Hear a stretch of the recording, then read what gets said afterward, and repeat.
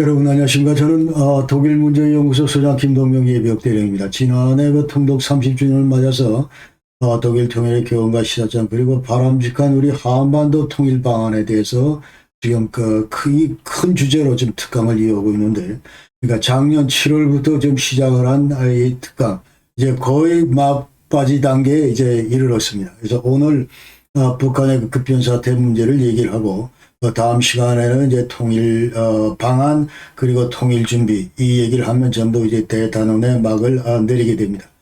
여태까지 그 독일 통일 관련해서는 약 20편의 영상을 통해서 전부 소개를 드렸고, 그 다음에 우리 한반도 통일 방안을 제대로 짓기 위해서는 우리 객관적인 우리 한반도의 안보 여건 그리고 통일 여건 환경 이런 것들을 냉철하게 분석을 해야 된다는 판단 아래 여태까지 한반도 그 냉전구조 해체하고 평화체제 구축하는 문제를 타치를 했었고, 그 다음에 북한 그 핵 문제에 대해서 약 10편의 영상을 통해서 지금 현재 그 글로벌 이슈화 되어 있는 북한의 핵 문제, 그 다음에 여기에 따른 그 여러 가지 뭐 핵실험 문제라든지 아니면 여태까지 북한이 어떤 식으로 그 핵무장을 해왔고 어떤 핵무기를 만들어 왔고 또 이와 관련해서 좀 말씀을 드렸고, 그 다음에 이에 관련해서 지금 북한 핵무장 도대체 어떤 수단으로 우리가 막을 건지, 국제사회가 우리 대한민국 정부가 해야 될 일, 그러면서 자연스럽게 미국의 전술핵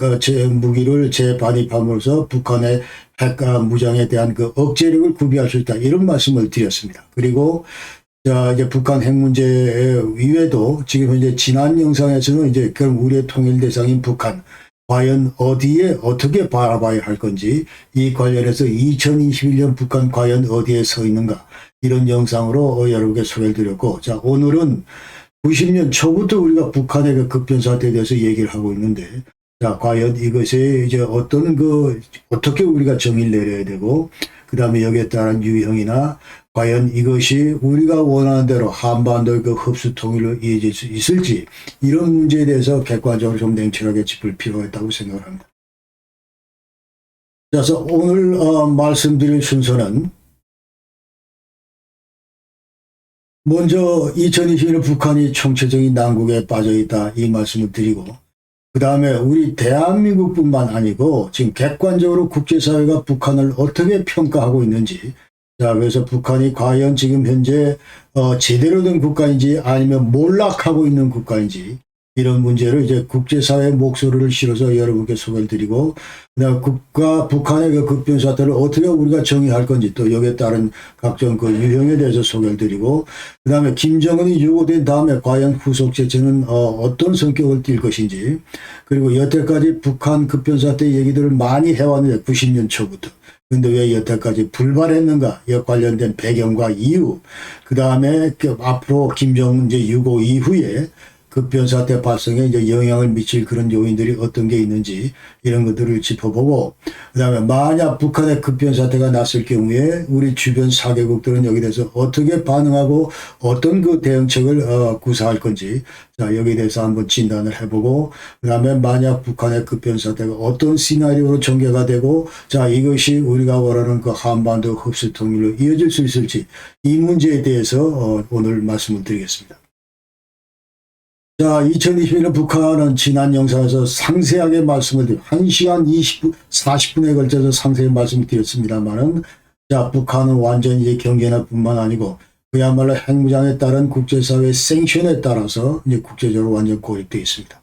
그 다음에 김정은이 수시로 아프고 작년 이후로 거의 두문불출하고 있는 상태고, 그러면서 자연스럽게 이제 후계 체제 문제도 거론되고 있고, 그 다음에 엎친 데 덮친 격으로 이제 코로나 바이러스 팬데믹 이 상황에서 지금 이제 북중 간에 그나마 있었던 교역도 거의 끊어지다시피 하고, 그러면서 이른바 총체적 난국에 빠져 있다. 그러면서 자연스럽게 이제 급변사태 그 가능성이 계속 시간이 갈수록 고조되고 있다, 이렇게 얘기할 수 있습니다. 김정은 유고 가능성, 이것은 이제 점점 더 커지고 있고, 그러면서 이것이 과연 이제 급변사태로 발전될 수 있을지, 이런 문제를 현 단계에서 우리가 제기할 수가 있고, 그러나 그 국내에서 언급하고 있는 북한 급변사태 관련 내용은 사실은 이건 1989년 동구나 그 동독 수준의 급변사태로 인식하는 경향이 있다, 네, 그러면서 이제 자연스럽게 흡수 통일로 기회다 뭐 이런 얘기들을 하고 있는데 이러한 진단이 맞는지 이런 얘기도 오늘 한번 짚어보고 그 다음에 또 우리 그 대한민국에서 우리 많은 우리 국민들은 자 급변사 타면 머리에 떠올리는 것이 이제 폭동이 일어나고 체제가 와해되고 완전히 아나키 그 무정부 상태에 빠지고 그러면서 우리 한미가 그 군사 개입을 해야 되고 또 WMD, Weapons of Mass Destruction, 대량 살상무 기지 이런 것들이 이제 탈취되는 것에 대비해서 또 통제 계획도 세워야 되고 뭐 이런 얘기들을 지금 하고 있는데 그러면서 또 미중 개입으로 이제 그 한반도 또 미국과 중국 간의 군사적인 충돌 가능성 뭐 이런 얘기들도 이제 하고 있는 것이 현실입니다. 그래서 과연 그 이제 김정은 6.5 이후에 그 후속 조건은 어떻게 될 것인지, 그 다음에 과연 후속 조건 그 수립되는 과정에서 내부적으로 그 권력 투쟁이 일어날 것인지, 아니면 후속 정권 수립 과정에서 파생될 여러 가지 그 현상들에 대해서 정확하게 우리가 그 진단할 필요가 있다고 보고, 자, 그래서 이제 다양한 그런 어떤 상황별 이런 것들을 우리가 입체적으로 그 분석을 한 다음에 여기에 따른 그 대응책을 마련하는 것이 필요하다고 생각합니다. 자, 2021년 북한 총체적 난국 상황이다. 이거는 이제 지난번 영상에서 상세히 설명드렸다는 말씀 드렸고, 그래서 북한 핵무장 이후에 자, 2017년도에 유엔 제재 2397, 그러니까 9차례에 걸친 유엔 생션이 있었는데 마지막 그 생션이 2397인데 이거는 이제 화성 15 발사 이후에 내린 그런 유엔 제재다.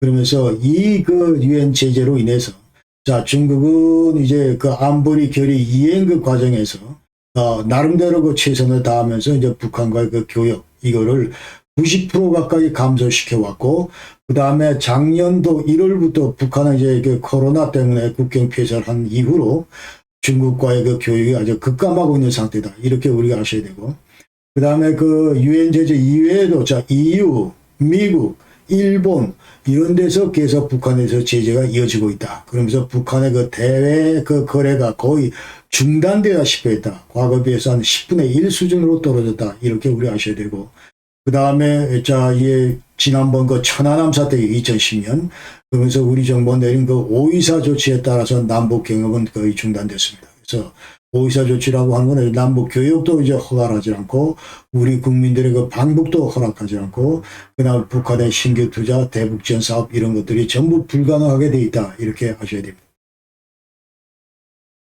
자, 민생 그 경제는 심각하다 이 얘기는 이제 다 아시는 얘기고, 자, 물자도 부족하고 물가는 뛰고 있고, 그리고 장마당마저도 이제 경제가 완전히 그 지금 혼란 상태에 빠져 있고, 그 다음에 당 관료의 그 부정부패 심각하다 이런 얘기들이 이제 거론되고 있습니다. 그러면서 자, 과거 그 98년 그다음 고난의 행군 당시에 북한 주민들은 이제 굉장히 그 어려움을 겪었는데. 그 당시에 그러니까 북한의 그 배급 체제가 중단이 되고 그 이후로 자 이제 우린 국가 더 이상 안 믿는다. 국가 의존도를 완전히 이제 의존하지 않고 각자 도생에 익숙해 있는 것이 이제 북한의 현실이다. 이렇게 보셔야 됩니다. 자, 북한이 경제적으로 어려운 근본적인 이유는 자, 지난번에 말씀드린 대로 먼저 사회주의 계획경제 체제 이것이 전혀 작동을 안 하고 있다. 그러면서 이제 만성적인 식량난, 에너지난, 자본난, 그 자재난에 이제 헐떡이고 있다. 그런 과정에 이제 국제제재나 코로나19 그리고 수해피해 이런 것들이 전부 다 맞물려서 여전히 어려움을 겪고 있다. 이제 그렇게 얘기를 할 수가 있습니다. 자, 우리의 이와 같은 평가 이외에도 국제사회는 그냥 북한을 어떻게 그 평가를 하느냐. 과연 북한이 제대로 된 정상국가로 갈 수 있을지 아니면 몰락의 길로 이미 접어들었는지 여기에 대한 객관적인 평가를 살펴보면 먼저 그 Fund for Peace Foundation 여기서 자, 이제 Fragile State Index에서 이제 국가 취약성 척도 이거를 이제 계속 발표를 하고 있는데 자, 이게 따르면은 이거는 이제 2005년부터 그 당시에는 Failed State Index에서 자, 이 국가가 이제 패망할 것이다. 이런데 그 관련된 건데 지금 용어 자체가 너무 좀 살벌하다 해서 fail 대신에 이제 fragile 이거를 집어넣습니다. 얼마나 취약한가, 흐느적거리는가 뭐 이런 얘기죠. 자, 여기에 따라서 이제 12개 그 인디케이터 그 지표가 있는데 각 지표별로 이제 그 0점에서 10점까지 이제 점수를 부여하고 토탈 점수를 이제 부여해서 그 나라가 과연 어느 그룹에 있는가 이런 것들을 이제 진단하고 있습니다. 자, 이 지도에서 보시다시피 자, 미주 대륙은 이제 완전히 거의 검은 이 어두운 색깔이고 초록색, 청색이고 이게 굉장히 스테이블하다는 얘기입니다. 그 다음에 이 가운데 아프리카나 이쪽 그 아시아 쪽 이쪽에 누렇고 뻘겋고 이런 거는 이제 굉장히 취약하다는 얘기입니다. 자, 그래서 대부분의 국가가 지금 이런 그 많은 국가들이 이런 그 위험에 빠져 있고 우리 한반도를 들여다보면 북한도 이제 색깔이 좀 이상하고 그러나 우리 한국은 이제 그 초록색이다. 이런 거를 우리가 아실 수가 있습니다. 자, 다시 한번 12개 그 지표 가운데 이제 간략히 소개되면 Security Apparatues에서 자, 이제 국가 그 시큐리티 그 치안 담당하는 그 권력 그 기구들이 제대로 작동을 하는가. 그 다음에 팩셔널라이즈 엘리트가 과연 그 국가 내 어떤 이런 권력 부정이 일삼는 그런 팩션들이 있는지, 그 다음에 그리비언스에서 종족 갈등, 종교 갈등 이런 문제, 그 다음에 economic decline and poverty에서 자, 경제 상태가 어떤지, 그 다음에 uneven economic development에서 자, 과연 이 경제적인 그 수준이 서로 차이는 없는지, human flight, drain에서 자, 두뇌 유출이나 이제 그 주민들이 그 해외로 이탈하는 문제, 그다음에 state legitimacy 해서 과연 국가로서 어떤 이런 정통성을 갖고 있는 그런 정부인가 하는 거죠. 그 다음에 public services에서 이제 경찰 과연 치안을 제대로 하고 있는지 뭐 이런 문제. 그 다음에 human rights, rule of law 해서 자, 언론 자유나 종교적인 박해, 그 다음 구금, 처형 뭐 이런 것들이 이루어지고 있는지, demographic pressure 해서 자, 사망률이나 자연재해, 전염병, 자연훼손 뭐 이런 팩터들도 전부 이제 고려를 한다. 그 다음 refugees, internally displaced persons 해서 난민 수용 문제, external intervention 해서 다른 국가가 과연 여기서 관여를 하고 있는지, 개입하고 있는지, 그러니까 UN PKO 그 혜택을 받고 있는지 아니면 국제 제재를 받고 있는지. 뭐 이와 같은 그 12개의 인디케이터를 통해서 이제 북한을 한번 들여다봤다 이런 얘기입니다. 자, 봤더니 북한은 이제 120점 만점이 아니라 120점이 제일 안 좋은 건데 자, 그 90.2를 받았다. 그래서 저 국가 몰락 위험도가 이제 30이다. 이 얘기는 자, 178개국을 이제 전부 대상으로 전부 조사를 했더니 여기서 이제 30위에 속한다. 그런 얘기가 우리 대한민국은 32.5를 받아서 대단히 그 안정그 국가다 하면서 159위다. 이제 178분의 159다.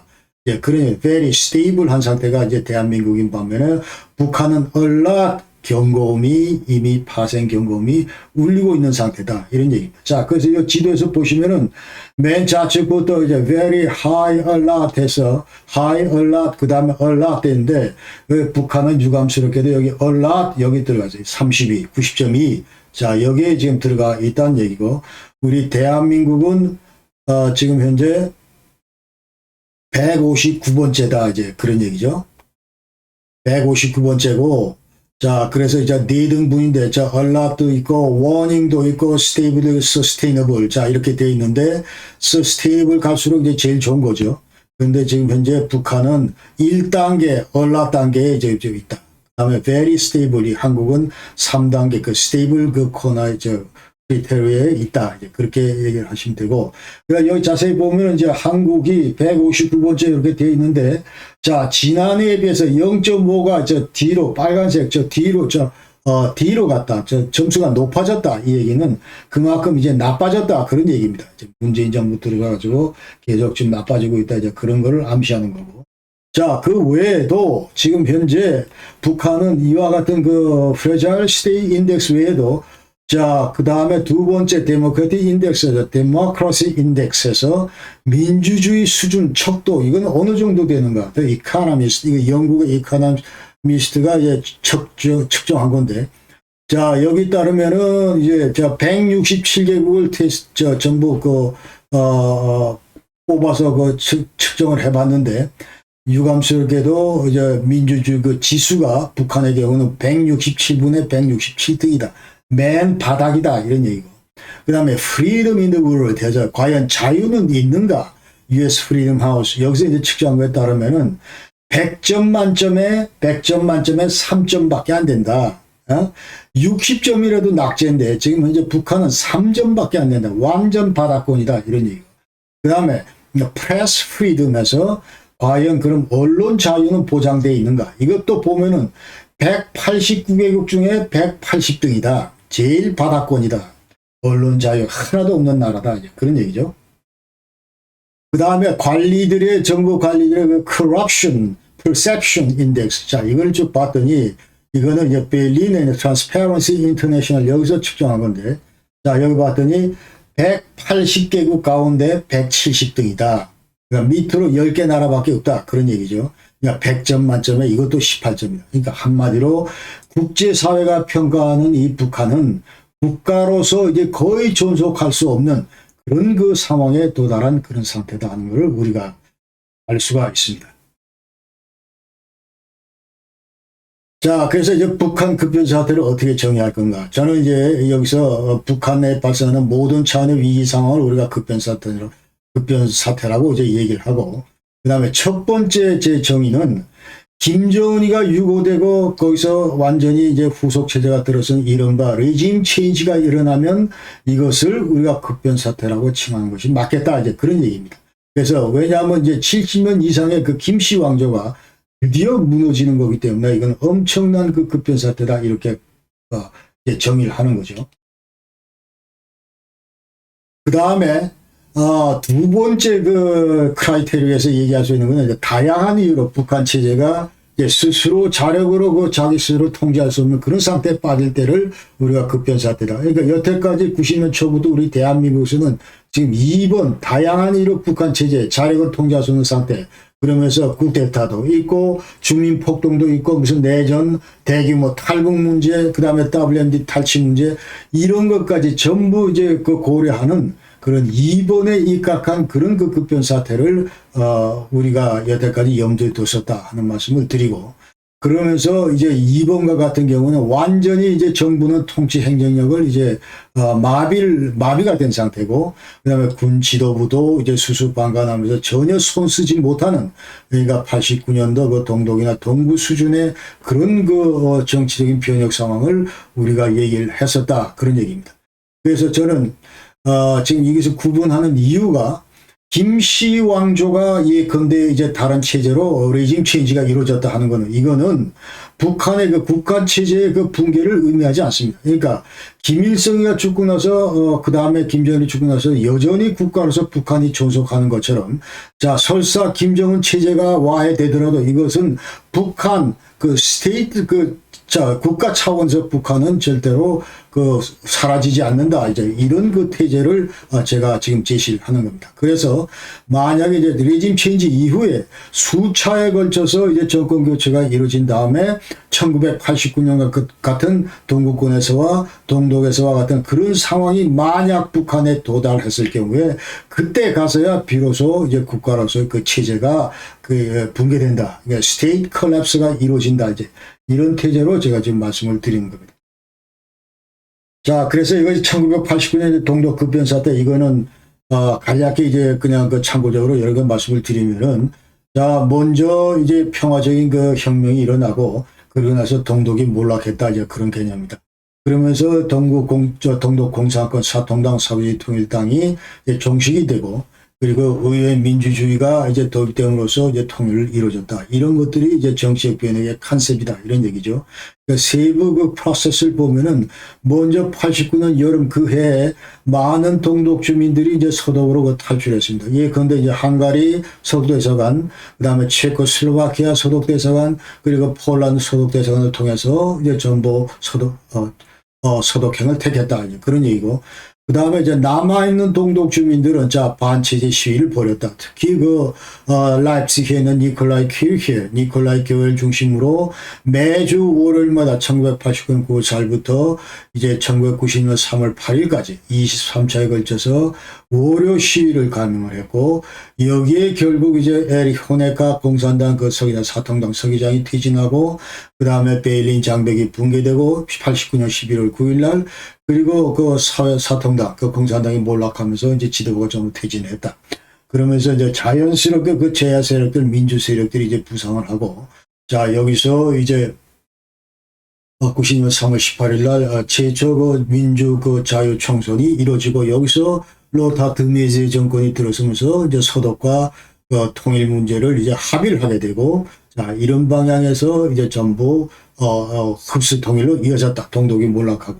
자, 이런 것들이 이제 동독 급변 사태의 컨셉이다. 그런 얘기입니다.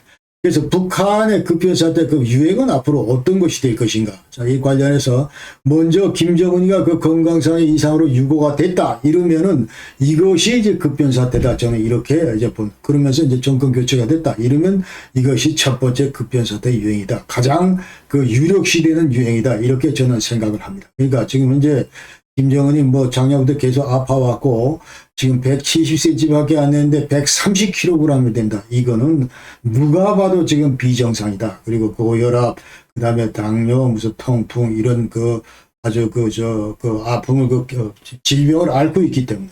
그 다음에 제 할아버지나 아버지도 마찬가지 그 심혈관 질환, 그러니까 이 심장마비, 쇼크로 전부 다 이제 사망했던 그런 가족력이 있기 때문에 누가 봐도 김정은이는 건강상 문제가 있고 이건 절대로 이제 오래 갈 수 없는 그런 상황이다 하는 거죠.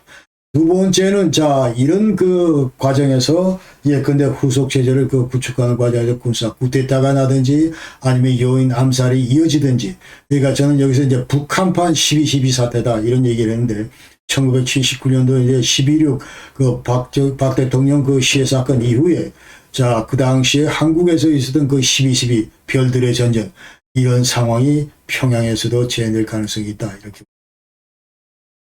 그 다음에 이제 주민들의 그 폭동이나 아니면 대규모 탈북 사태 이런 것들도 이제 그 급변 사태 유형으로 봐야 되고, 그 다음에 이제 핵무기를 포함해서 WMD weapons, mass destruction 대량 살상 무기 유출, 그 다음에 여기 어떤 기술적인 사고 이런 것들도 곁들일 수가 있겠다.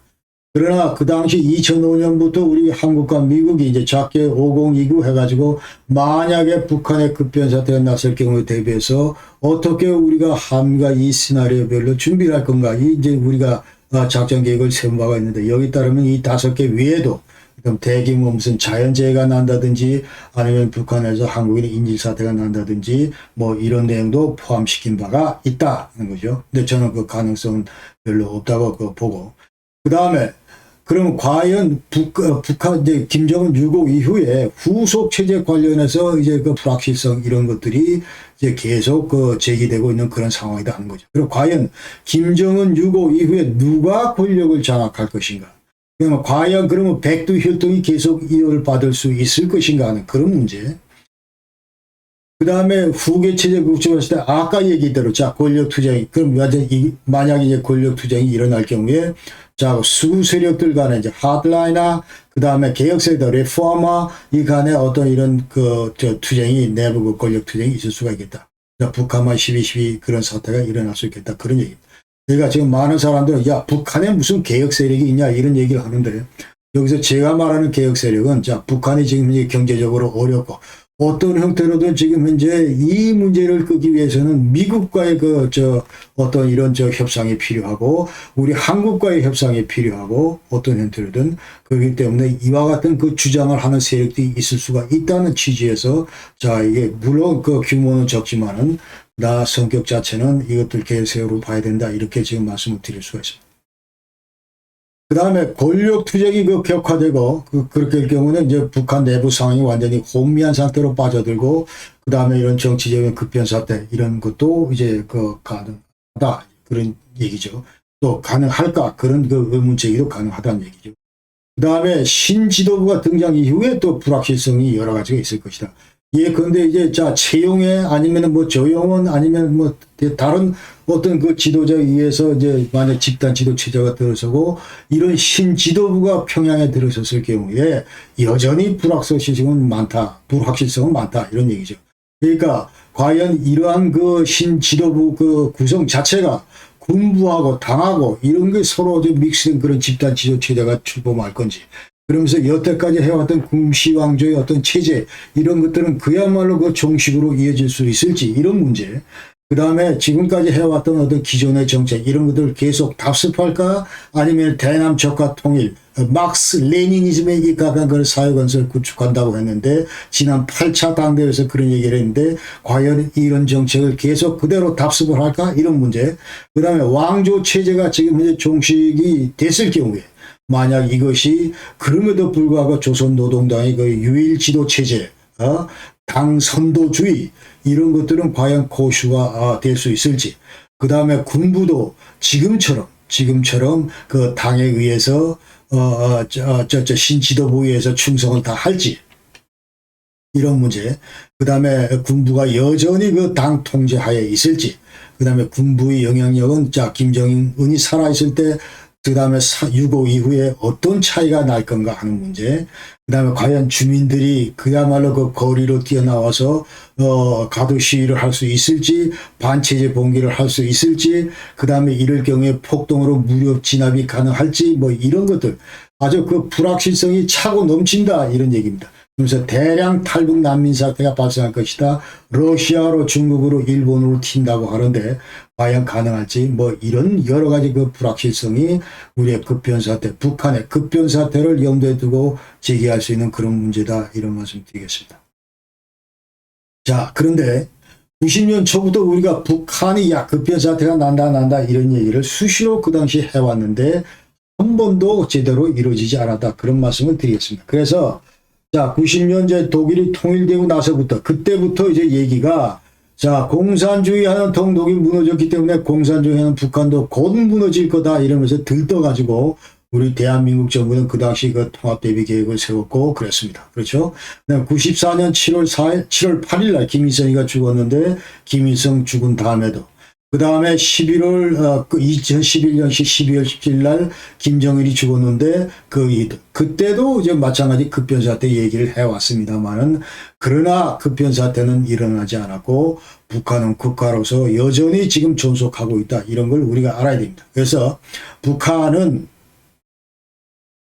왜 그럼 그런가 배경은 왜 그럼 불가능했던가 이 배경을 우리가 얘기할 때 북한은 70년 이상 이어오고 있는 그 왕조 국가다 이런 얘기를 우리가 이제 항상 그 염두에 둬야 된다는 말씀을 드리겠습니다. 그런데 이 김씨 왕조는 킴스 다이내스티 이 왕조는 원맨 룰 한 사람 1인 독재, 원 파티 룰 조선 노동당 일당 독재, 그 다음에 언더 막스 레니니즘 레니즘 철학하에 그 다음에 다이내스틱 룰에서 왕조 체제다 이런 얘기죠. 그러니까 이런 그 왕조 국가 하에서는 급변 사태가 이제 불가능했다 그런 얘기를 드릴 수가 있습니다. 그래서 북한 스스로조차도 이제 완전히 급변 사태나 뭐 이런 것에 대해서 면역이 돼 있다 이렇게 얘기할 수가 있고. 그 다음에 우선 하나씩 들여다보면 이제 김씨 왕조 국가 여러분 잘 아시다시피 49년부터 김일성, 김정일, 김정은으로 이어져 오고 있고. 이와 같은 김씨 왕조 국가들은 absolute authority, 완전히 절대적인 그런 권위를 가지고 억압 정치를 해오면서 그야말로 교묘하게 북한의 그 엘리트와 군부 이런 것들을 이제 자기네 그 왕조를 후원할 수 있는 그 후원 정치 시스템 이런 것들을 교묘하게 잘 구축해 왔다 이제 이런 얘기죠. 그 다음에 일당 독재, 노동당 그 일당 독재다 하는 거, 이제 노동당이 모든 걸 다 쥐어잡고 있다, 쥐어잡고 있다 이제 그런 얘기입니다. 그러니까 이념적으로 완전 지배당이고 산부를 장악하다. 이제 입법, 행정, 사법부를 다 장악하고 그 외에도 대중조직이나 아니면 전 인민들의 그 목숨을 일거수일투족을 전부 노동당이 장악하고 있다. 이렇게 우리가 아셔야 되고. 북한은 이제 당의 국가다 이제 그런 얘기입니다. 그래서 모든 또 당내 권력 자체도 이 김씨 일가에 너무 집중돼 있고 그렇기 때문에 김씨 일가의 권력이라고 하는 것은 완전히 그 천하무적이다. 이제 어느 누구도 여기에 대해서 시비를 걸 수가 없는 그런 거다. 그죠? unequal 그리고 unchallenged 그런 상태다 그런 얘기고 그 다음에 dynastic rule 이것을 이제 또 계속 세습해 오고 있다. 이제 이런 그 배경하에서 우리가 북한 급변 사태가 불가능했다 이런 얘기를 우리가 이제 되새겨야 됩니다. 자, 그러면 북한의 급변 사태가 불가능했던 자 이런 그 배경 외에도 이제 뚜렷한 어느 이유가 뭐냐 하면은 자 국가 권력 기관이 아주 교묘하게 그 강력한 감시 통제 시스템 이런 것들을 구축해 와서 그야말로 이제 일반 주민들은 북한 주민을 꼼짝달싹 못하는 이제 그런 사회가 지속이 되어 왔다 하는 것이죠. 그러니까 김정은이가 이제 전부 이제 김정은, 김정일, 김일성이가 군 주요 직책을 전부 보유하고 있습니다. 그렇죠. 그 군부를 장악하고 있고, 그 다음에 북한 군부에 대해서는, 동향에 대해서는 또 당이 또 통제를 하고 있고, 그래서 군이 이제 독자적인 어떤 이런 행동을 못하게 그렇게 하고 있고, 그 다음에 2중, 3중으로 전부 감시를 전부 엮어놨기 때문에 군 고위 인사에 대한 국가 보위성, 우리로 치면 이제 국정원인데, 자, 보위성에서 이런 감시도 지속적으로 여태까지 이루어지고 있었기 때문에, 이와 같은 그 급변 사태가 일어날 그 싹이 아예 처음부터 생길 수가 없었다 이제 그런 얘기를 하고 그 다음에 그 야당 세력이 없다 이런 얘기도 해야 되고 뭐 일부 당이 있습니다만 전부 이제 이중되고 이거 전부 브라더 파티 완전히 형제당이니까 의미가 없는 거고 그 다음에 외부 그 지원 세력도 여태까지 북한에는 없었다. 그러니까 75년도 헬싱키 파이널의 CSE 이와 같은 것들이 있어서 동서냉전화에 큰 역할을 했다고 얘기를 하는데 자, 북한 한반도 주변에는 이와 같이 북한에 대해서 압력을 가할 수 있는 그러니까 인권 문제를 향상시키고 민주주의를 확산시키고 자 억압조치 이런 거를 자 스톱시키고 뭐 이와 같은 그 영향력을 행사하려는 그런 그 국제적인 기구나 조직들이 없었다는 것을 우리가 알 수가 있습니다. 자, 그러면 앞으로 김정은이가 그 유고 상태에서 이제 급변 사태 그 발생이 그 과연 그 이제 그 날 건지 말 건지 자, 이게 관련해서 이 여부와 관련해서 영향을 미칠 수 있는 주요 그 대내 팩터들이 뭔가 하는 것이죠.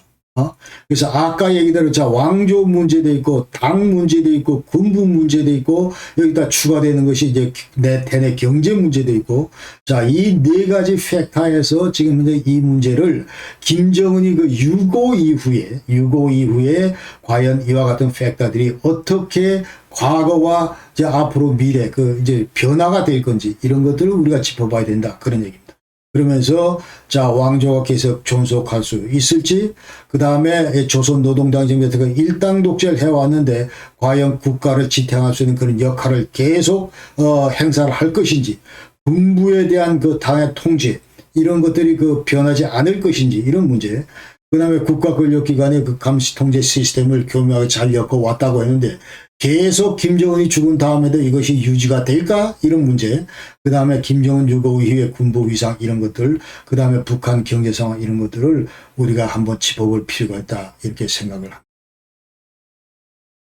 자, 먼저 왕조 체제 존속하는 문제 관련해서 여태까지 자 백두 혈통들이 전부 계속 그 세습으로 이제 권력들을 전부 답습을 했는데 이어왔는데. 자, 그럼 김정은이 죽은 다음에도 각연해서 후계자가 가능한가 하는 얘기죠. 그러니까 지금 이설주 밑에서 저 애들은 전부 어리고 그 다음에 김여정이가 뭐 얘기들 하고 있는데 제가 볼 때는 김정은이가 가면 김여정이도 별 볼 일 없을 것이다 이런 생각이 들고 그 외에도 뭐 김정철이나 김설성 전혀 대안들이 아니다 이런 얘기들을 이제 일반적으로 북한 전문가들은 하고 있고 그래서 김정은이가 만약 유고다 이 얘기는 자 김씨 왕조 체제 종식 가능성이 훨씬 더 커졌다 이런 얘기입니다. 그러면서 자 김정은 체제가 완전히 종식됐다고는 이 의미는 그야말로 70년 이상 그 유지되었던 북한 내 독재 체제 이것이 완전히 붕괴됐다 이런 얘기다.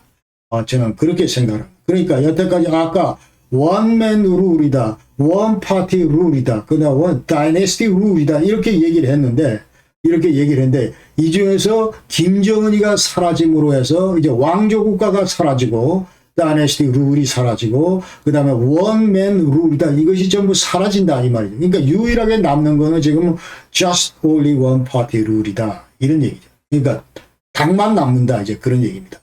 자 그러면 노동당이 이제 김정은 살아있을 때하고 김정은이 사라진 이후에 위상이 과연 어떻게 바뀔 것인가 이런 것도 우리가 좀 짚어봐야 되는데 자, 지금까지는 이제 노동당이, 조선노동당이 당중앙위원회가 있고, 자, 그림에서 보시다시피 2021년 지금 자료인데, 자, 여기 보시다시피 이제 가운데에 당중앙위원회가 있고, 그 좌측에 이제 당중앙 군사위원회가 있고, 그 다음에 이제 검사 인스펙션, 검사위원회가 있다. 이렇게 컨트롤. 자, 이런 게 있다. 이 세 개가 이제 조선노동당의 핵심 부서인데, 그 중에서도 으뜸은 이제 당중앙위원회다. 그런 얘기죠.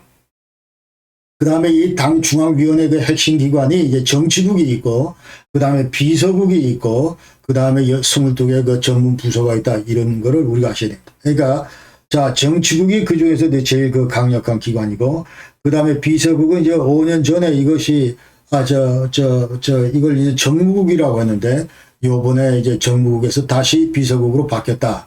그런 얘기죠.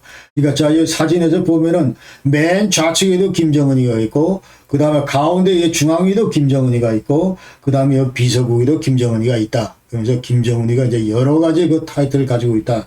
예, 그런 얘기입니다. 자, 그리고 그 다음에 이 정무국 이제 상무위원, 아까 이제 정무국 상무위원은 김정은이 외에 네 명의 가장 그 권력 실세들이 있는데, 이것은 이제 채용해. 그 다음에 김덕훈, 그 다음에 조영원, 그리고 리병철이다. 이렇게 아셔야 되고, 그 다음에 비서국에서도 이제 김정은을 요번에 이제 총비서라고 그랬죠. 제너럴 세크레터리. 자, 새로운 거 호칭을 갖다 붙였고, 그 외에도 이제, 7명이 있다. 7명이. 자, 비서국에. 이 친구들도 전부 이제 실세다. 이렇게 보시면 되고. 그 다음에 22개 그 전문부서 가운데서는 자, 우리가 잘 알고 있는 조직지도부, 자, 이것이 막강하고, 그 다음에 선동부, 이것이 막강하고, 그 외에 이제, 쭉 있는데, 관심 있는 거는 39호실, 그러니까 모든 북한 그 간부들에 의해서 김정은의 그 통치장엄을 준비하고 있는 그런 그 부서가 39호실이고, 그 다음에 이제 북한 핵 문제, WMD 그 개발 관련에 책임지는 것이 이제 군수공업부고, 그 다음에 이제 통일전선부, 우리 대남, 노선을 이제 담당하고 있는 부서가 통일전선부다. 이렇게 우리가 아셔야 되는데, 그런데 지금 현재 여기 보면은 자, 이게 지금 우리 통일부에서 발표한 그런 자료인데, 자, 이와 같이 지금 전부 빈자리가 많이 있습니다. 사진. 도대체 이 직책에, 이 자리에 누가 지금 포진하고 있는지도 지금 모르고 있다는 것이 우리 대한민국 정부의 현 추세다. 이런 얘기예요. 지금 현재. 그러니까 얼마만큼 우리 대한민국이 북한에 대한 어떤 이런 정보, 그런 것들의 그 어떤 이런, 그야말로 부실한가, 이런 것들을 단적으로 지금 알려주는 것이다 하는 것이죠. 그러니까 그야말로 그 휴민트나 뭐 이런 각종 그 북한에 대한 상세한 정보 이런 거를 지금 제대로 바삭하게 깨지 못하고 있는 것이 대한민국의 현실이다. 이런 사실을 우리가 알 수 있습니다. 자, 아까는 이제 당이고 지금 정인데, 자, 여기 정부 차원에서 이제 그 국무위원장 직책을 이제 김정은이 가지고 있다. 아까 당에서는 이제 총비서 역할을 하고 있고, 그 다음에 또 다른 타이틀은 아까 얘기대로 저 당에서 당중앙군사위원장, 그 다음에 정치국 상무위원장, 이런 타이틀을 전부 가지고 있고, 그 다음에 김정은이 또한 이제 북한 그 인민군 관련성 무력 최고사령관이다. 이런 타이틀을 가지고 있다는 것이죠. 그 다음에 요번에 이제 북한은 그 명칭들을 좀 바꿨는데, 여태까지 인민무력성을 이제 국방성으로 바꿨습니다. 그렇죠? 그 다음에 인민보안성, 이거를 이제 사회안정성으로 바꿨습니다. 이게 이제 우리를 치는 경찰인데 사회안정성으로 바꾸고, 그 다음에 국가보위성, 이거는 우리를 치면 이제 그 국정원 역할을 하는 건데, 비밀경찰, 그러니까 구동독의 그 슈타지, 구소련의 그 KGB 이와 같은 역할을 하는 것이 이제 국가보위성이다. 그런데 이 국가보위성이 여태까지 당, 정, 이와 같은 그 고위 간부들을 전부 다 일거수일투족으로 이제 감시해 왔다. 그러면서 이제 그 김씨 일가의 그 오른팔 역할을 해왔다. 이렇게 우리가 아셔야 됩니다.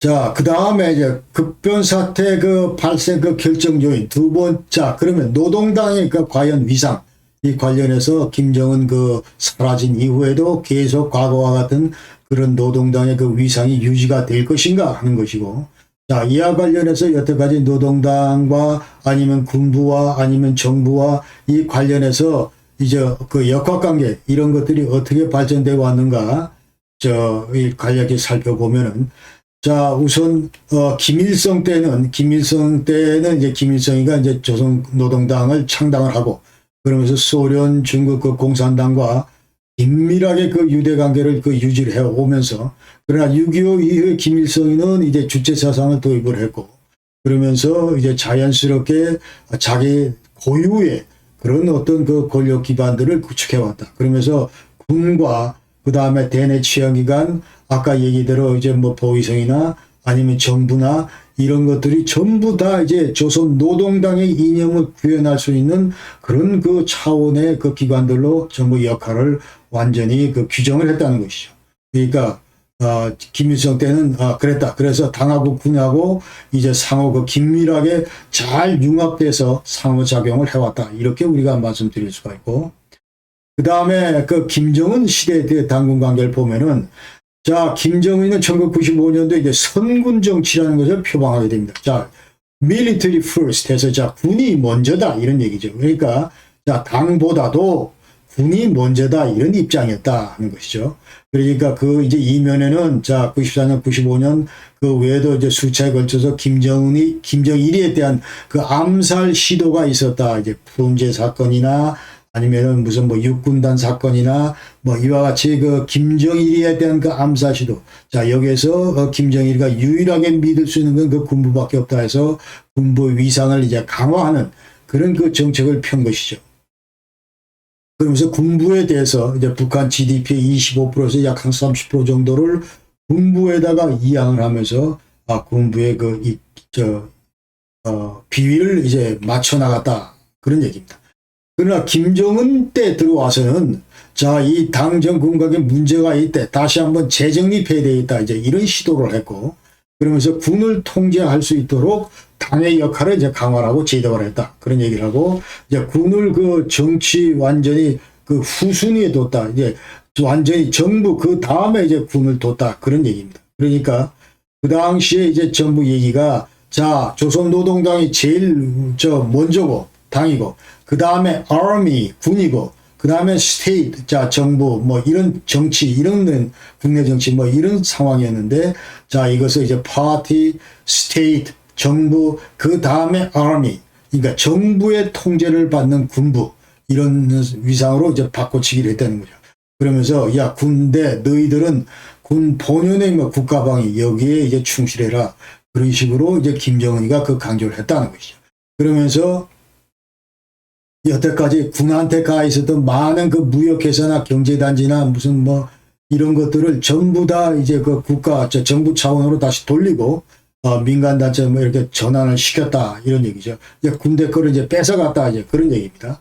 그러면서 그러나 김정은이가 만약 6.25 상황 이후에 노동당 위상은 그럼 과연 어떻게 될 것인가? 지금처럼 그렇게 강화가 될 것인가? 제 개인적인 생각은 이제 위상 추락은 불가피하다. 그러니까 과연 예전에 이제 김정은이 살아 있었기 때문에 김씨 왕가가 존속했기 때문에 그나마 그 노동당의 그 일당 독재가 가능했지만 그러나 그 이때 왕조 체제가 거꾸로 지고 난 다음부터는 이제 불가능할 것이다. 그런 얘기로 상대적으로 군부 위상은 이제 커질 것이다. 이렇게 저는 생각을 하고 그럴 경우에 당은 지금 중국 공산당이나 베트남 공산당 식으로 이제 그 경제 발전 뭐 좀 더 그 국내 문제에 그 치중을 할 수 있는 그런 여건들을 이제 구축할 수 있을 것이다. 이런 생각이 듭니다.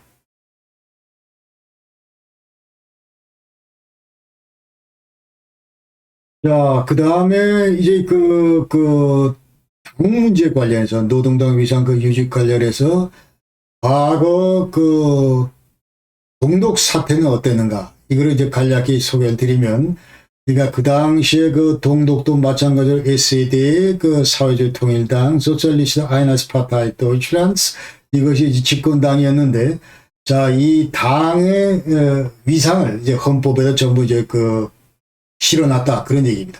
그러니까 그 당시에 동독 헌법 이제 68년도에 디크타도 데스 프롤레타리아트에서 프롤레타리아 그 독재 이거를 이제 전부 그 명시화를 했는데 자 이것은 이제 막스 레니즘 이것을 구현하기 위해서는 어떤 형태로든 이제 공산당의 역할이 중요하고 또 이것을 위해서는 자 우리 사회의 그 주류가 바로 이제 아바이터 그 노동자들이기 때문에 자 노동자들의 그 통치 이것을 이제 그 가능하게 하기 위해서는 완전히 그 딕타토 프롤레타리아 그 딕타토 프롤레타리아 그 독자가 필요하다 이제 이런 개념이죠.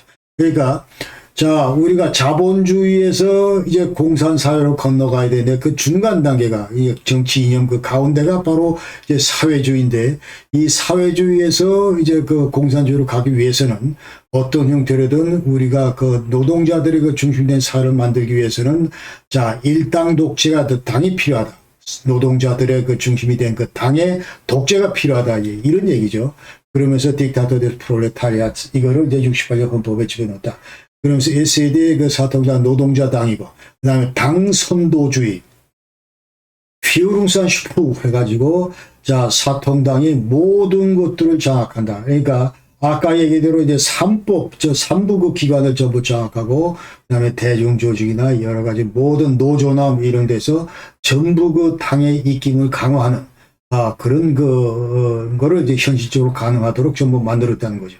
그러면서, 독재 수행할 수밖에 없는 자 여기에 대한 어떤 레지티머시 레기티마치온 정당성을 독재의 그 정당성을 전부 부여를 했는데 그러면서 이제 74년도 동독헌법 그때 수정을 했을 때도 헌법 1조 1항에 반드시 이제 들어간 당시에 들어가 있던 것이 뭐냐면 DDR 동독은 ist ein sozialistischer Staat der Arbeiter und Bauern. 그래서 노동자, 농민에 의한 그 사회주의 국가가 바로 동독이다. 이런 얘기를 이제 했었고.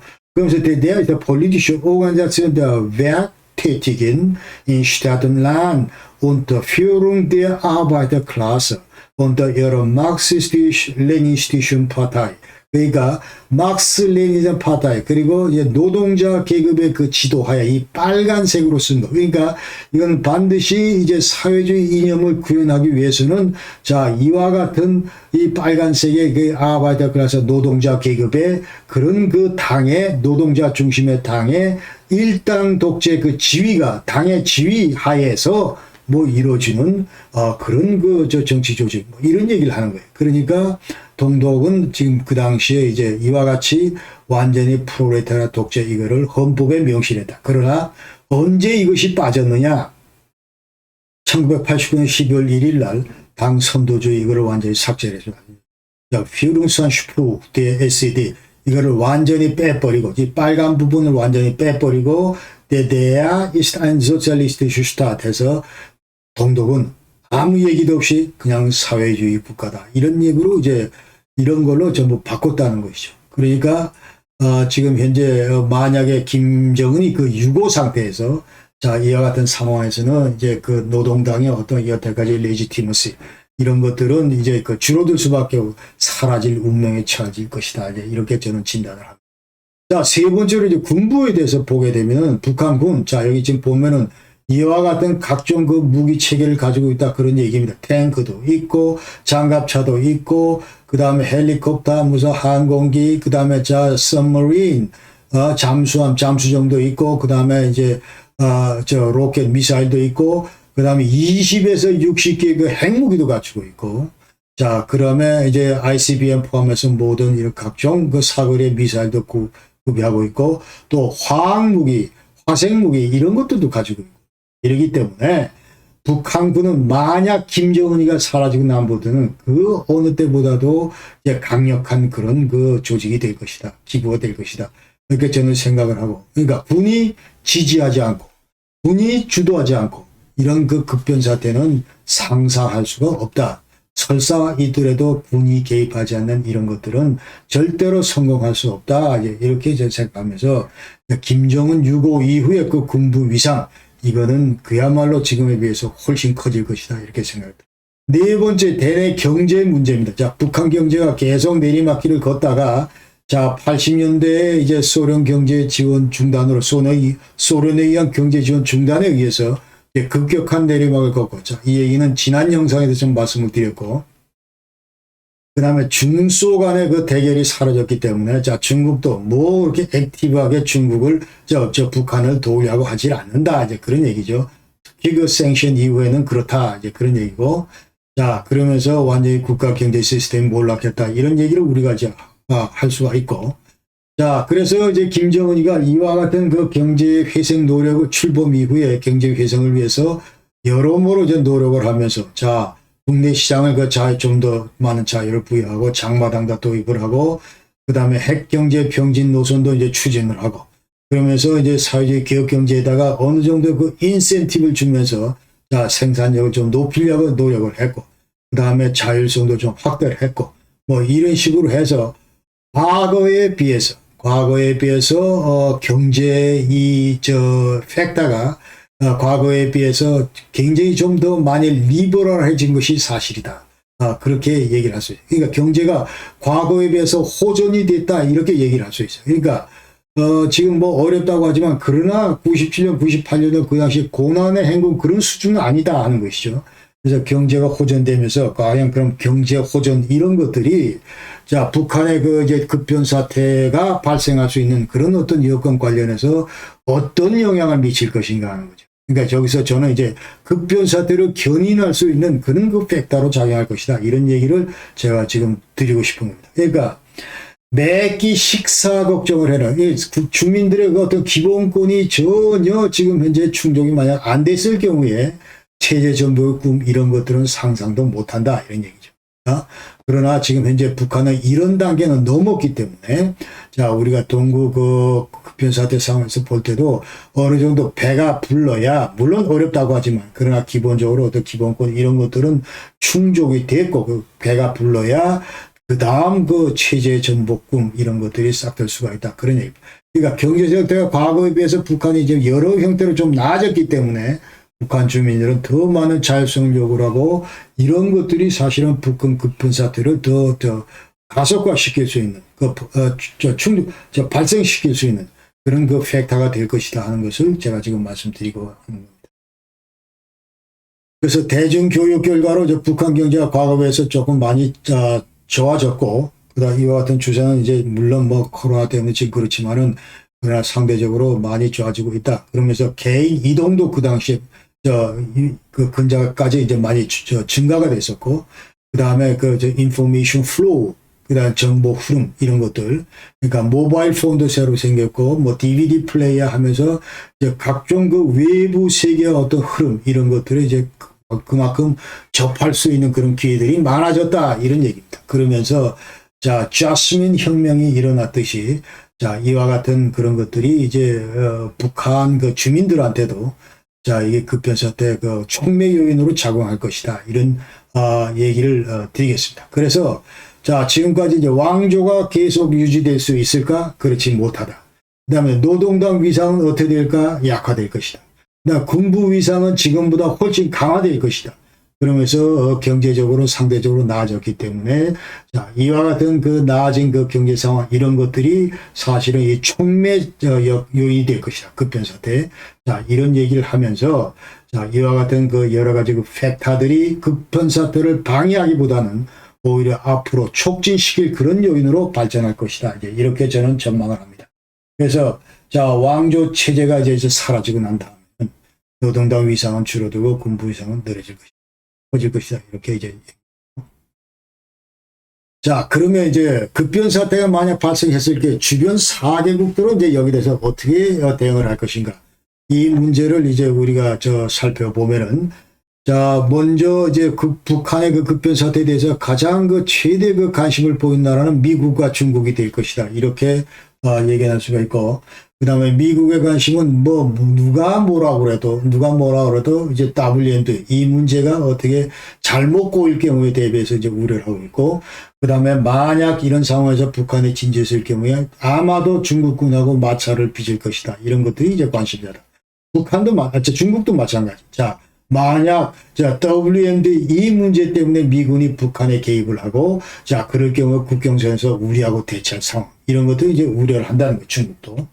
그 외에 이제 일본 같은 경우는 이제 해상으로 이제 북한 주민들이 이제 탈주민들이 유입될 경우 그 다음에 WMD 남용이나 대외 유출 이런 문제도 일본한테는 관심이 될 수가 있고, 그 다음에 러시아 같은 경우는 자 주변 사개국에서 급변 사태에 대해서 비교적 상대적으로 다른 나라에 비해서 이제 관심이 좀 덜할 것이다 이렇게 우리가 얘기할 수 있고, 그러나 또 다른 우려는 간접적으로 예컨대 자 급변 사태가 났다, 자 중국하고 미국이 끼어들었다, 그럼 우리는 러시아는 이 와중에서 다시 또 아웃사이더로 몰릴 그럴 가능성에 대해서 이제 외교적 고립에 대해서 이제 또 우려하는 그런 상황도 있을 수가 있겠다.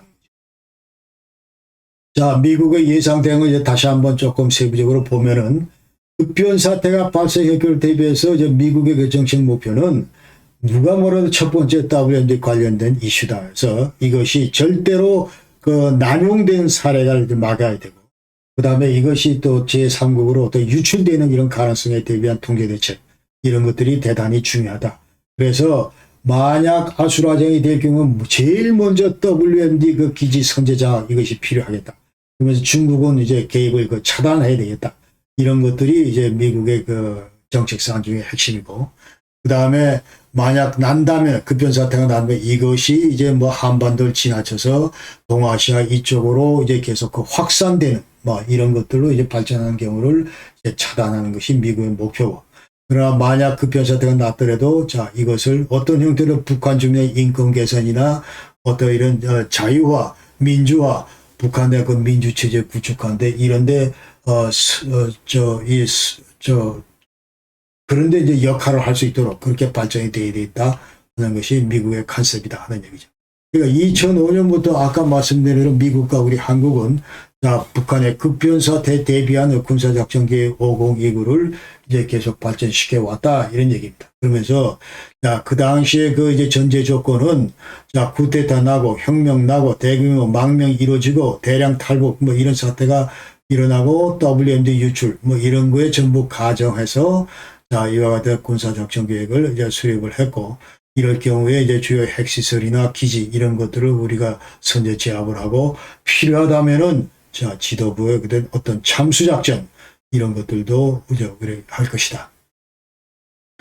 그다음 오플란 501호 시나리오 5016 이거는 이제 94년도 클린턴이 그 당시에 북한 핵 문제가 최초 제기됐을 때 자 756개 북한의 주요 군사시설 여기에 대해서 핵시설 여기에 대해서 전부 이제 선제 타격하겠다, 서지컬 스트라이크 하겠다는 그런 계획이고,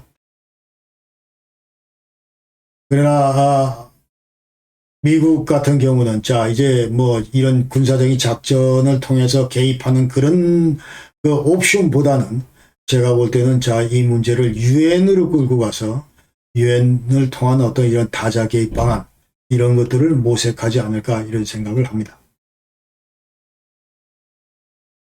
자, 이 WMD 이슈 관련해서 이제 미국과 중국 간의 긴장이 고조될 거, 여기에 대해서 이제 군사적인 갈등으로 비화될 소지가 제일 높다 이런 얘기죠. 그러니까 미국 입장에서 볼 때 북한의 WMD는 이거는 이제 미국 안보의 직접적인 위협 요인이 되고, 그러면서 동시에 이제 군사 개입할 수 있는 그런 명분을 제공하고 있다 이렇게 이제 보게 됩니다. 그러나 북한이 WMD를 보유하고 있다고 해서 이것이 중국화되는 직접적인 중국의 안보의 위협 요인은 아니다 이렇게 우리가 얘기할 수 있어요. 그래서 중국하고 미국은 이 문제 관련해서 자 누가 먼저 이와 같은 weapons, mass destruction sites 이거를 장악할 건가 이런 걸 시도할 수가 있고, 이런 과정에서 미국과 이제 중국 간의 군사적인 충돌 이런 가능성에 대비해서 이제 미국이 가장 우려하고 있는 시나리오 하나가 바로 이거다. 급변 사태시 미중 군사적인 충돌이다. 이렇게 얘기할 수가 있습니다. 자, 이제 중국 같은 경우는 이제 북중 관계가 이제 최초 출발할 때는 혈맹 관계다. 자, 이게 그냥 순치 관계다. 그러니까 입술과 이어 관계다. 자, 그래서 대단히 그야말로 피로 맺어진 그런 혈맹 관계였는데, 자, 이것이 이제 점차 시간이 가면서 지금에는 이제 보통 국가, 스테이트 투 스테이트 이 관계로 이제 변했다. 이렇게 우리가 알 수 있습니다. 그러니까 2011년 12월 달에, 12월 달에 김정일이가 죽고 나서 이제 김정일이가 취임을 했는데, 이후에 북중 관계는 계속 이제 악화되어 왔다. 이제 그런 얘기고, 2017년도에 완전 최악 상태였다. 그러면서 시진핑이가 2014년 3월 달에 취임을 했는데, 그러니까 5년 동안 2018년 3월까지 북중 간에는 전혀 그 정상 오피셜 미팅, 정상회담이 없었다. 이제 그런 얘기입니다. 그러면서 2018년 3월 달에 이제 북중 관계 이제 전환점이다. 이런 얘기를 할 수가 있고. 그래서 그 당시에 이제 북중 관계는, 그 당시에 그 중국은, 그 전까지는, 이제 그 장성택이가, 그나마 그 중국에서 가장 이제, 긴밀한 관계를 맺고 있던 그 장성택이가 이제 처형되면서, 2014년 처형되면서, 계약 진앙에 장성택이가 처형되면서 거의 대북 접촉망을 이제 상실한 상태였고, 그 다음에 이제 북중 관계를 가로막는 가장 큰 걸림돌은 이제 북한의 핵 개발이다. 지금 현재 핵무장이다. 이렇게 우리가 얘기할 수가 있습니다.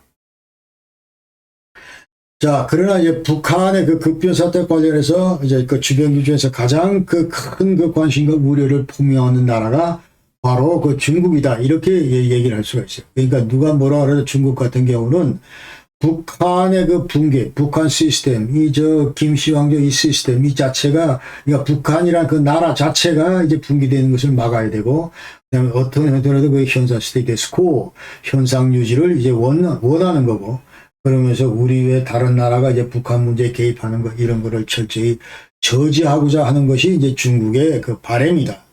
북한의 친중 지도부 들어서는 것이 중국의 바람이다. 이런 얘기죠. 그러니까 미국의 군사적 개입, 이건 만약, 그러면서 이제 국경까지 진출을 한다? 이런 것들은 어떤 형태로도 좀 막아야 된다. 이런 것들이 이제 중국의 입장이다. 그런 얘기죠.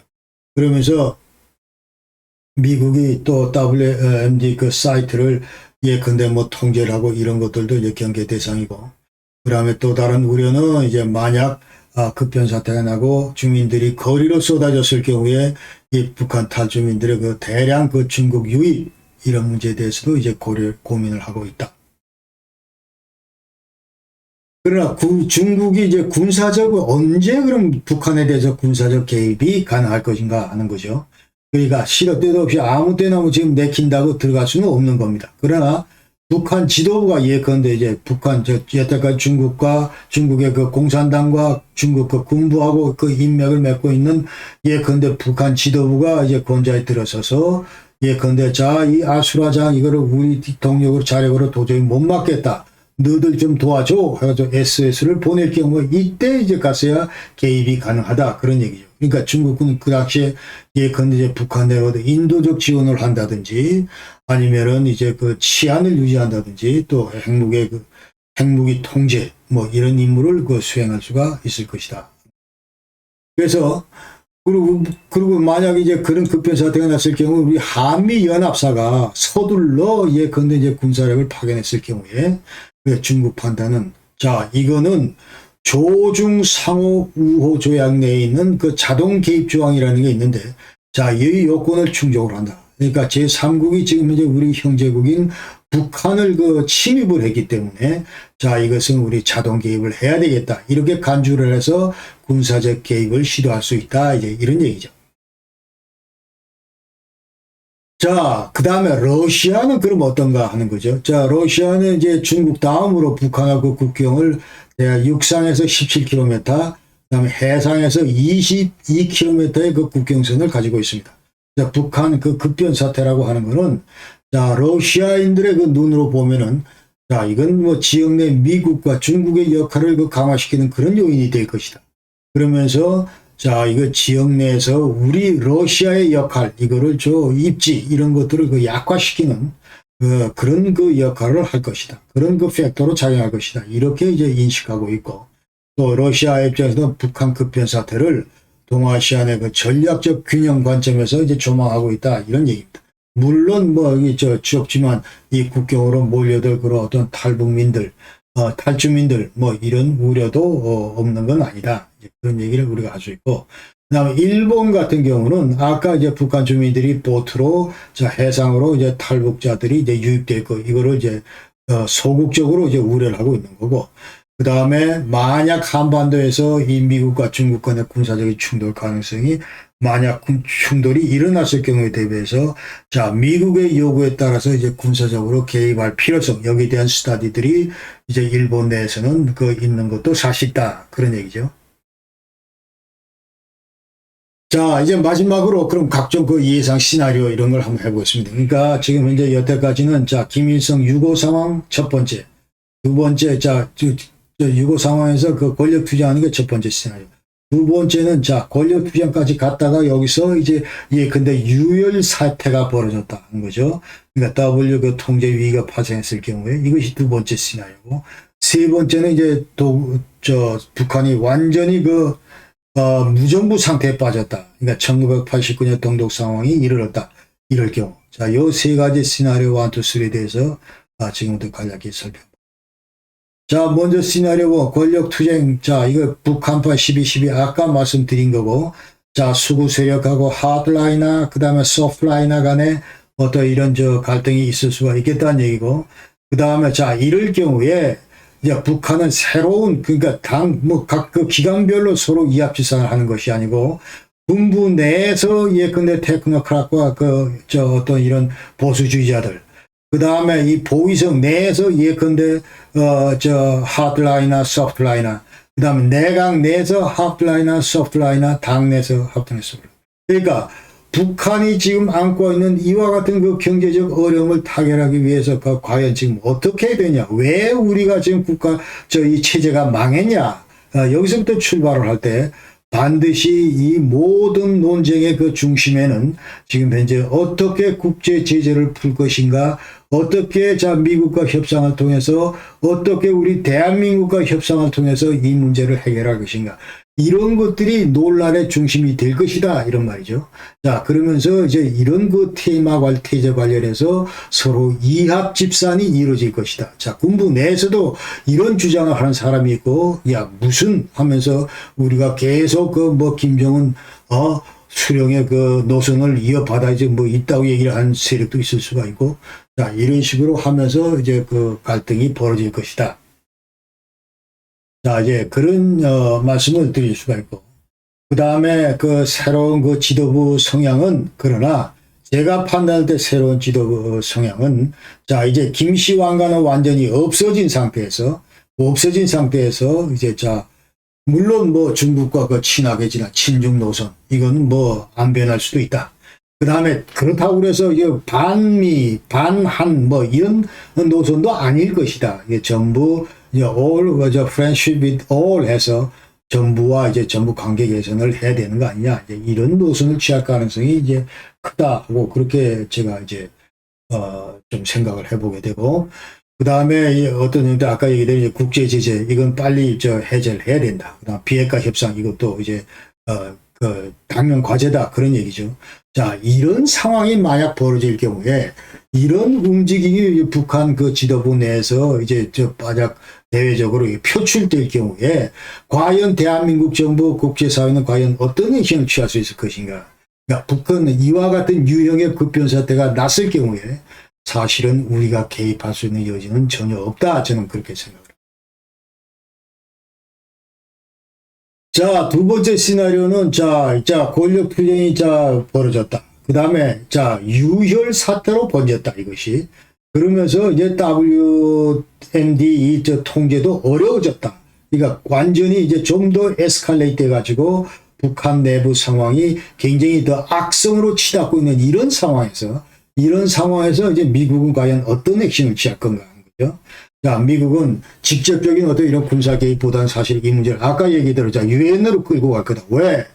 WMD라는 이 자체가 유엔 헌장 7장에 그 명기되어 있는 평화에 대한 위협, 여기에 지금 해당되는 그런 이슈이기 때문에 그렇습니다. 그래서 유엔 안보리로 이 문제를 만들길 경우에 유엔 안보리에서는 이것을 이 문제를 해결하기 위해서 유엔의 이름으로 이제 다국적으로 내셔널 그 프로세스 이런 것들을 이제 파견할 수 있다.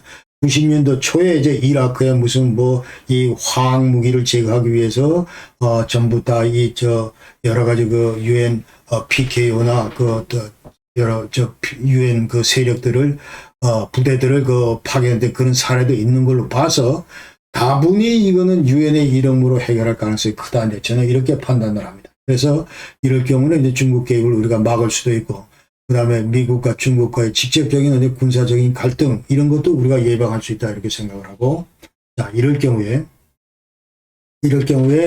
이제 그럼 우리 대한민국하고 미국, 자, CFC, 이 한미연합선, 그 다음에 일본, 자, 이 세 나라는 지금 현재 어떻게 할 것이냐. 그러니까 예컨대 90년 초에 이락과 같은 상황이 만약 벌어져서 이제 그야말로 그 치안도 불안정하고 모든 것들이 이거 위태롭다고 이럴 경우에 자연스럽게 이게 무력으로 우리가 들어가야 되지 않겠느냐. 뭐 이런 그런 어떤 주장들이 탄력을 받을 수가 있겠다. 그런 생각이 듭니다. 그래서 우선 그 작게 5029, 자, 급변사태 대비한 그 작게 5029, 이거에 대해서 이제 우리가 추진을 하려고 그럴 거고, 자, 이것을 금방 다시 작게 5027, 한반도 이제 평정작전, 이런 것들로 언제든지 군사작전을 전환할 수가 있기 때문에, 자, 이런 것들을 이제 만지작거릴 가능성이 대단히 높아질 것이다. 이렇게 저는 예상을 합니다. 자, 그럴 경우는 자연스럽게 또 일본 자위대가 한반도 개입 명분 이런 것들도 높아지게 될 거다. 그러면서 이제 미일 방위 협력 지침 2015년도, 자, 여기에 따르고 또 북한의 핵미사일 위협 이런 것들이 지금 실제하고 있기 때문에, 자, 이럴 경우에 우리도 자위대죠. 일본 자위대, 자, 북한 주요. 왜? 미국이 우리를 부르니까. 그 다음에 WMD 시설 통제하는 문제, 북한군 무장 해제하는 문제, 이런도 우리도 역할을 할 수도 있겠다. 이렇게 이제 일본 나름대로 생각을 할 거다. 그런 얘기죠. 그러나 개인적으로 저는 이제 시나리오 2, 이것은 대단히 비현실적이다. 이제 저는 그렇게 생각을 합니다. 그러니까 북한이 그 대량 살상무기 EWMD 통제 불능 상태에 빠지고 북한 스스로가 국가를 지탱할 수 있는 능력을 상실한다. 이런 얘기는 당분간 김정은 6.5 이후에도, 그 다음에 설사 무슨 유혈 충돌이 있더라도, 그러나 이게 북한판 12.12 사태로 끝내면서 어디까지나 내부적인 그런 어떤 이 해프닝이 끝날 가능성이 크다. 이제 그런 얘기. 그러니까 현실적으로 발생할 가능성은 상대적으로 낮다. 저는 이제 그렇게 판단을 하고, 그러면서, 이제, 만약 김정은 6.5 이후에 후속 체제는, 이건 틀림없이 군부 중심의 집단 지도 체제가 될 것이다. 그러니까 군부가 완전히 장악하고 있기 때문에, 이 WMD 이런 사이트, 이런 통제하는 문제는 군부가 이제 전부, 전혀 문제 없이 잘 관리를 하고 통제를 할 것이다. 이렇게 생각을 합니다. 자, 세 번째 시나리오는 완전히 이제 무정부 상태에 빠졌다. 그럼 1989년 동독이나 동구 상황에 이제 빠졌다. 이런 얘기예요. 이런 얘기에, 이렇게 됐을 경우에, 자, 이것은 이제 현 북한 체제 고려시 이제 발생 가능성은 비교적 상당히 낮다. 이렇게 저는, 생각을 합니다. 자, 이 태제는 지난번에 다른 영상에서 말씀을 좀 드린 건데, 북한 내에서 1989년 동독과 같은 상황에 재현될 거다. 이게 현 단계에서는 이제 상상하기 좀 어렵다. 그런 얘기입니다. 그 다음에 북한 내 수차례에 걸쳐서 정권 교체가 이루어지고, 그 다음에 민주정부가 등장 후에나 가능한 그런 얘기다. 그런 얘기죠. 그러니까, 김정은이가 사라지고, 자, 후속 교체가 들어서고, 그렇다고 해서 1989년도는 평양에 절대로 오지 않는다. 그 다음에 이후에 이제 민주주의나 아니면 실용주의 노선을 추구하는 그런 정부가 몇 차례 정권 교체를 통해서 자, 완전히 셋업됐을 경우에 그때 가서야 비로소 1989년 동국군이나 동독에서 발생했던 그런 상황이 재현될 것이다. 이제 그런 얘기입니다. 그래서 자, 지금 현재, 자, 왜 그럼 그렇지 않은가? 지금 당장 어려운 거 하는 얘기 관련해서 동독하고 북한은 지금 현재 180도 다르다. 그런 얘기를 지금 하고 싶은 거예요. 그러니까 동독 같은 경우는 이제 동독 주민이나 시민단체가 이제 민주화 의식도 나름대로 있고, 그 다음에 과거부터 그 체제에 저항해 왔던 그런 경력들이, 이력들이 쌓여 있어요. 그렇기 때문에 이제 89년 그런 상황에서 이제 그와 같은 무혈 평화혁명 주도 세력으로, 주체 세력으로 이제 부상할 수 있다. 그런 얘기고, 그 다음에 이제 정당 창설도 해봤고, 그 다음에 공산 사회이기는 하지만 비록 이제 그 시민사회가 어떤 이제 성숙된 그런 그 역량도 갖추고 있고 이러기 때문에 동독에서는 이제 그 같은 그 무혈평화혁명이 시위가 가능했지만은 자, 북한 같은 경우는 이와 같은 것이 전혀 결여되어 있기 때문에 아래로부터 그 혁명 이거는 상상도 못하겠다. 그리고 북한 주민들의 그 민주화 의식 이것도 제가 볼 때는 여전히 뭐 예전보다 좀 나아졌을지 모르지만 아직까지 이제 반체제 단체를 구성하거나 아니면은 뭐 이와 같은 그 종교 세력들 이와 같은 지원하는 종교 세력 이런 것도 없고 그 다음에 국제사회 예컨대 CSE 그 헬싱키 파널렛 뭐 CSE 이와 같은 그 조직도 없고 그렇기 때문에 북한의 그 어떤 주민들의 그 입장 민주화에 대한 요구 뭐 이런 것들을 지금 싹트게 할 만한 그런 그 원천적인 어떤 그런 그런 서포팅하는 그 기관들이 없다는 것을 우리가 이제 지적할 수가 있습니다. 자, 두 번째는 동독 지도부하고 북한 지도부하고는 1180도 다르다. 그런 얘기. 그러니까 동독 지도부는 사실은 way of thinking, thinking styles, 사고 패턴, 자, 이런 걸 보면은 완전히 이것은 이제 김씨 왕과 김씨 그 왕조들하고는 다르다. 이제 그런 얘기를 우리가 했습니다. 할 수가 있겠습니다. 그래서 물론 이념은 달랐지만은 그러나 이제 사고하고 행동하는 이런 수준은 국제사회 그 스탠드하고 크게 차이가 나지 않는다. 그 다음에 모든 그 정치의 결정 이런 것들은 사실은 이제 동독 지도는 헛개비고 그 다음에 그 구소련의 어떤 이런 결정 정책 결정 여기에 대해서 크게 영향을 받았고 그다음에 자기 나름대로 무슨 막무가내식의 독자적 행동이나 이런 건 없었다 동독에서는. 자, 그런 걸 우리가 아셔야 되고 그러나 북한 지도부는 자 이거 동독 지도부하고 180 다르다 하면서 비이성적이고 폐쇄적이고 공격적이다 이런 얘기를 할 수가 있습니다. 또 이제 북한이란 사회는 완전히 그 주체사상으로 물들어 있고 완전히 그 군부 사회이기 때문에 그 다음에 이것이 무슨 뭐 1989년도 그 동독처럼 자 완전히 뭐 대한민국에 이제 복속을 하고 무릎을 꿇고 잘못했다고 두 손 들고 백기투항을 한다. 그 다음에 무조건 한국에 편입되기를 원하는 그런 그 어떤 정책 결정을 한다. 이거는 상상할 수가 없다. 현 단계에서. 자, 그 다음에 세 번째는 동독인민군하고 북한인민군도 또 차이가 있다. 그런 얘기예요. 그러니까 동독인민군은 엠파와 나츠나 폴크스아미 이거는 이제 와르샤바 그 조약기구 그 군대로 청장 관리되어 왔다. 그런 얘기. 그러니까 국내 치안을 위해서 한 번도 투입된 적이 없었다. 이제 그런 얘기입니다. 그러면서 거의 이제 국내 그 정치 관련해서는 동독 그 군대는 이제 무슨 뭐 영향을 행사하거나 이런 게 일체 없었다. 그런 얘기죠.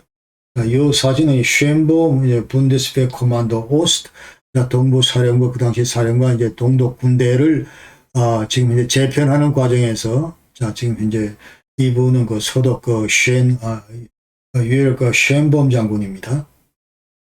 작년에 그 돌아가셨는데.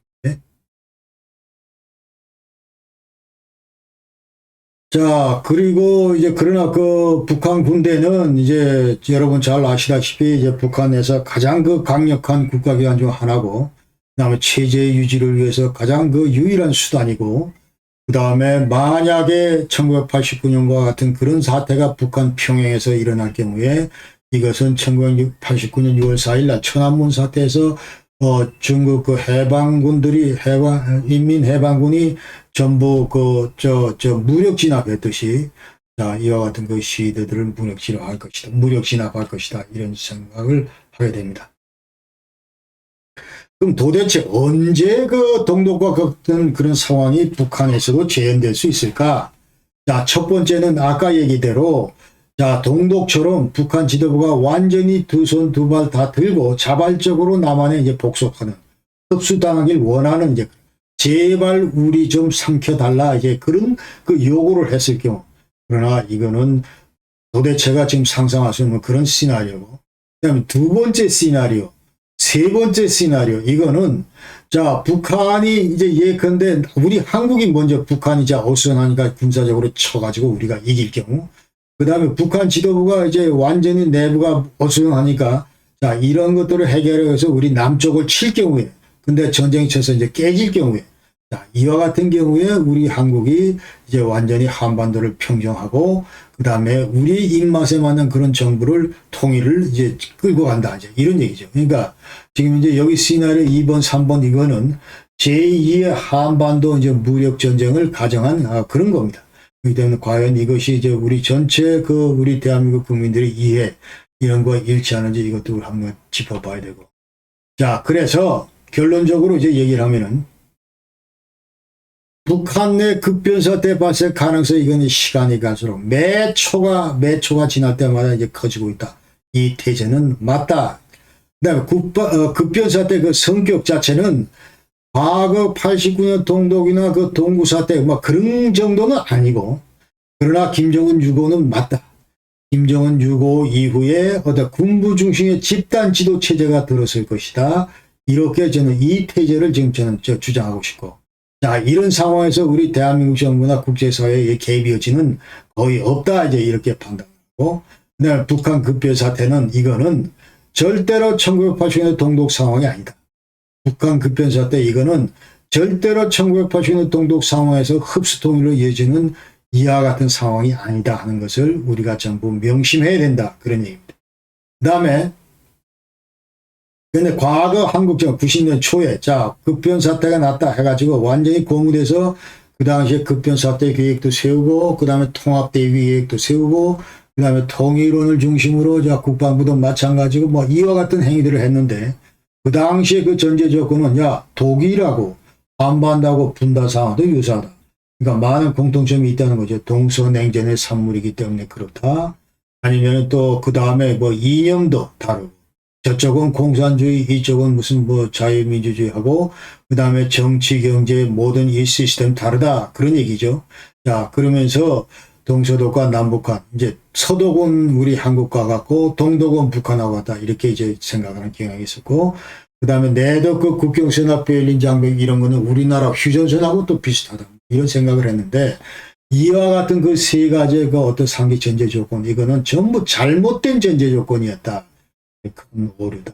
전제 조건부터가 출발부터가 잘못됐었다. 이제 이런 얘기를 우리가 할 수가 있습니다. 그래서 만약 북한 내에서 1989년 동독 상황이 재현되기 위해서는 이제 여기에 따른 전제 조건이 또 있다. 그 얘기는 자 북한 지도부가 1989년도 그 동독 지도부 수준으로 이성적인 그런 그 수준으로 변모해야 된다. 그런 얘기예요. 그러니까 실용주의 노선을 추구하면서 개혁을 추구할 수 있는 그런 엘리트들로 완전히 성장을 해야 된다. 발전을 해야 된다. 진화를 해야 된다. 이런 얘기죠. 그러니까 동독 수준은 이렇게 돼 있었는데 그러나 지금 현재 북한 지도부 수준은 이와 같은 상태다. 어떻게 우리가 이것을 계속 끌어올려 나갈 것인가 이런 얘기죠. 자, 북한 지도부가 그렇고 자, 두 번째는 북한 사회가 지금 민주화가 돼야 되는데 전혀 동독 사회 1980년 동독 2021년도 북한도 이와 같은 큰 차이가 나는데 어떻게 북한을 민주화시키면서 계속 그 개혁 개방을 시키면서 자 끌어올려서 지금 현재 1989년 동독 수준으로 우리가 맞춰 나갈까 하는 거예요. 이런 문제. 그 다음에 북한 그 군부 문제도 지금 동독 군대 너무나 차이가 나는데 어떻게 서서히 이걸 끌어올려서 이제 온건화를 시킬 것인가. 뭐 이런 문제들, 이런 그 과제들이 선행이 돼야 우리가 지금 현재 북한 89년 상황 같은 것을 기대할 수가 있다 이 말이죠. 그러니까 지금 현재 한국 정부의 대북 정책 목표 이거는 자 수차 제가 얘기했지만 2022년 북한을 어떻게 하면 1989년 동독 수준으로 끌어올리냐 하는 것이. 자, 이거 여러 가지 수단을 통해서. 그러나 지금 현재 이 왕조가, 김씨 왕조가 끝나고 레짐 체인지가 이루어진 다음에 여러 가지 교류협력을 통하든지 아니면은 또 어떤 실용주의 노선을 추구하는 그런 노선이 들어설 수 있도록 국제사회와 협력하면서 끌어올리든지 그러면서 인내심을 가지고 계속 자라나는 북한을 우리가 이제 바라보면서 그러면서 계속 우리는 통일 준비를 내부적으로 해오고 자 이런 것들이 서로 맞물려야 된다 이 말이죠. 그래서 2021년 북한을 어떻게 1989년 동독수준으로 바꾸나 이런 것들이 우리 대한민국 정부의 대북 정책의 핵심 목표 전략이 돼야 된다 이런 생각을 합니다. 자 그러나 전혀 배제할 수 없는 거는 이제 권력 그 투쟁 과정에서 뭐 만에 하나일지도 모르지만 그러나 유혈 충돌 이런 것들 유혈 충돌로 비화될 가능성은 여전히 있기 때문에 자 WMD 통제 이 문제는 대단히 중요하기 때문에 여기 대해서 한미 간의 대응책을 모색을 해야 된다. 자 유엔으로 끌고 가는 그런 문제까지 그다음에 자 5029 그런 문제까지 자개 5029 그런 문제까지 전부 다 다시 한번 이와 같은 티제에 대해서 미국과 머리를 맞대야 된다. 그런 얘기고 자, 제가 지금 이 영상을 준비하면서 시종일관 김정은 유고 상황을 계속 전제를 한다. 자, 이것은 김정은은 이제 끝날 수밖에 없다. 이런 얘기입니다. 자, 끝날 수밖에 없고, 이것은 이제 거의, 김정은은 거의 수명이 다 됐습니다. 끝날 수밖에 없고, 자, 이와 같은 유고 상황을 전제로 하는 이 태제 이 자체는 저는 100% 맞다고 생각을 하고, 이와 같은 그 전제 하에서 이제 한반도 문제 해결의 돌파구가 열릴 것이다. 이런 얘기를 하면서 마지막으로 political change in North Korea is unknown. 자, 이 얘기를 하겠습니다. 이 도널드 럼스펠 그 당시 그 국방장관이 한 얘기인데, 자, 이 얘기는 북한 내 급변사태는 is unknown, 잘 알려진, unknown, 잘 알려지지 않은 그런 거다. 그러니까 앞에 known이라고 하는 건 북한의 급변사의 political change. 이거는 known. 우리가 잘 알다시피 반드시 일어난다. 그런 얘기. 그러나 unknown, 뒤에 나오는 unknown은 잘 모르겠다. 이 얘기는 어떤 형태로 급변사태가 어떤 유형으로 발전될지 모르겠다. 이제 이런 얘기입니다. 자, 이런 얘기이기 때문에 자, 이 얘기를 이제 끝으로 자, political change in North Korea is unknown, unknown. 자, 이 얘기를 하면서 이번 영상을 전부 말씀을 드리고 자 끝내고 그다음에 다음에는 이제 아까 말씀드린 대로 자 그러면 여태까지 우리가 이제 한반도의 안보 환경이나 그다음에 통일 여건 이런 것들을 객관적으로 다 짚었고 그다음 북한이 어떤 상태에 있는가 이런 것들도 다 짚었고 그렇기 때문에 자 그러면 이 마당에서 우리가 통일을 위해서 어떤 그 정책을 펴야 할 것인가 이 현 시점에서 어떤 것이 바람직한 통일 방안인가 이런 것들을 이제 다음 영상에서 말씀드리고 자 이것을 위해서 지금 현재 대한민국 정부가 무엇을 고민해야 될 것인가 준비해야 될 것인가 이런 것들을 이제 말씀드리겠습니다. 지금 현재 우리 사회에서 감성적으로 계속 통일하는데 제가 볼 때는 이와 같이 그 목소리를 내는 것보다 사실은 우리 대한민국 내에서 내부적인 통일이 훨씬 더 심각하다. 그런 얘기. 그러니까 우리 사회가 완전히 지금 양분화가 돼 있고, 완전히 양분화해 있고, 또 여러 가지 이념적으로도 양분화되고, 또 경제적으로 양분화했고, 여러 가지 어떤 이 양분화되어 있는데, 자, 이와 같은 것들을 어떻게 그 통일하는 가 이런 것들이 훨씬 더 남북 통일보다 더 우선시 돼야 되는 그런 통일 이슈이기 때문에, 자, 이런 문제들을 포함해서 좀 더 심층적으로 다음 영상에서 여러분 준비해서 여러분을 찾아뵙도록 하겠습니다. 자, 그래서 지금 현재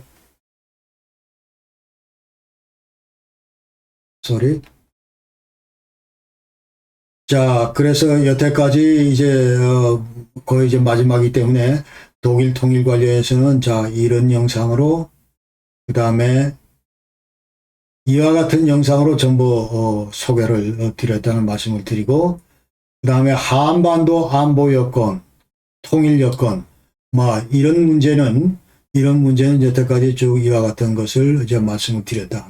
그리고 이제 가운데 전부 북한 핵 문제가 있고 그 다음에 이 두 개가 마지막 두 개가 이제 북한 팩트하고 요 앞에 최초 요 앞에가 이제 그 한반도 냉정구조 해제 평화체제 구축하는 문제. 자, 여기가 전부 북한 핵 문제, 그 다음에 여기 북한 문제, 그리고 마지막에 통일 방안하고 하겠다. 이제 그런 말씀을 드리면서, 이상으로 이제 오늘 영상을 전부, 마치도록 하겠습니다. 항상, 여러분 너무 길어서 죄송하고 끝까지 봐주셔서 대단히 고맙습니다. 여러분 항상 건강하십시오. 대단히 고맙습니다. 네.